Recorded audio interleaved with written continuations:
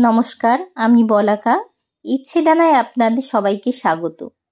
বাঙালি বাড়িতে ভাতের পাতে সোনামুখের ডাল, এক টুকরো গন্ধরাজ লেবু আর ঝিঙে পোস্ত না থাকলে খাওয়াটাই যেন অসম্পূর্ণ।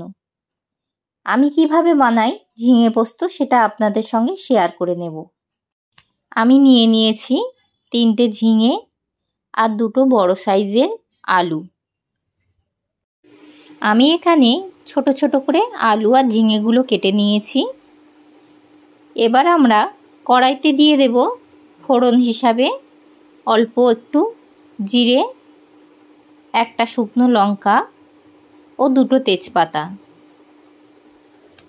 ফোড়নটা একটু ভাজা ভাজা হয়ে এলে এবার আমরা এর মধ্যে দিয়ে দেব সর্ষের তেল। খুব বেশি তেল দেওয়া যাবে না। এবার আমরা ফোড়নটা এর মধ্যে ভালো করে ভেজে নেব। দেখুন আমার ভাজা ভাজা হয়ে এসছে। এবার আমরা এর মধ্যে দিয়ে দেব আদা বাটা, জিরে বাটা আর হলুদ। মশলাটাকে এবার আমরা ভালো করে কষিয়ে নেব।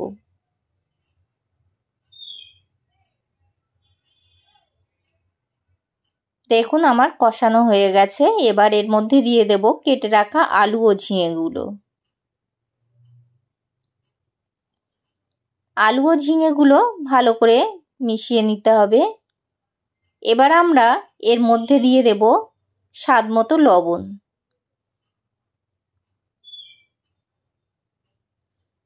এবার আমরা এটা ভাজতে থাকব। বেশি লাল করে ভাজা যাবে না, তাহলে ঝিঙের রঙটা নষ্ট হয়ে যেতে পারে, দেখতে সুন্দর লাগবে না। একটু কষিয়ে নেব। ঝিঙে পোস্ত কিন্তু খেতে খুব সুন্দর লাগে। এবার ঢাকা দিয়ে দেব সিদ্ধ হওয়ার জন্যে। দেখুন আমার ঝিঙে আলু থেকে জল ছাড়তে শুরু করেছে। এবার আমরা গ্যাসটাকে হাই ফ্লেমে দিয়ে একটু ভাজতে থাকব।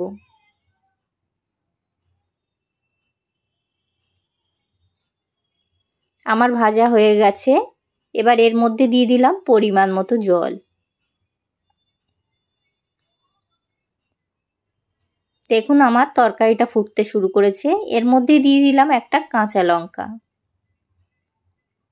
এবার ঢাকা দিয়ে দিলাম সিদ্ধ হওয়ার জন্যে। 5 মিনিট পর দেখুন আমার আলুটা কি সুন্দর সিদ্ধ হয়ে এসছে। এবার আমরা এর মধ্যে দিয়ে দেব বেটে রাখা পোস্তটা।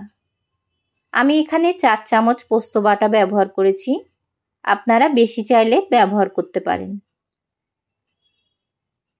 পোস্তটাকে আমরা ভালো করে এবার মিশিয়ে নেব। বাটিটা ধুয়ে আমরা জলটা এর মধ্যে দিয়ে দেব।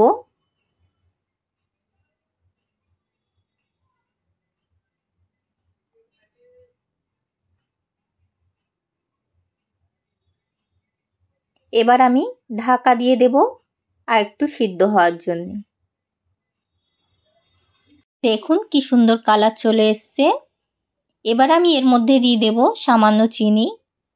ঝিঙে পোস্ত একটু মিষ্টি মিষ্টিই খেতে ভালো লাগে। এবার আমি গ্যাসটাকে হাই ফ্লেমে দিয়ে নাড়তে থাকব।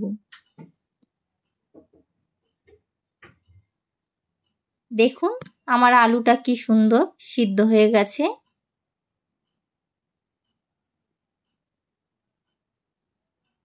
দেখুন আমাদের ঝিঙে পোস্তটা কি সুন্দর ঘন হয়ে এসছে। দেখতেও কত সুন্দর লাগছে। এবার নামিয়ে নেব। আমাদের ঝিঙে পোস্ত রেডি। দেখুন কত সুন্দর দেখতে লাগছে আর খেতেও হবে খুব সুস্বাদু।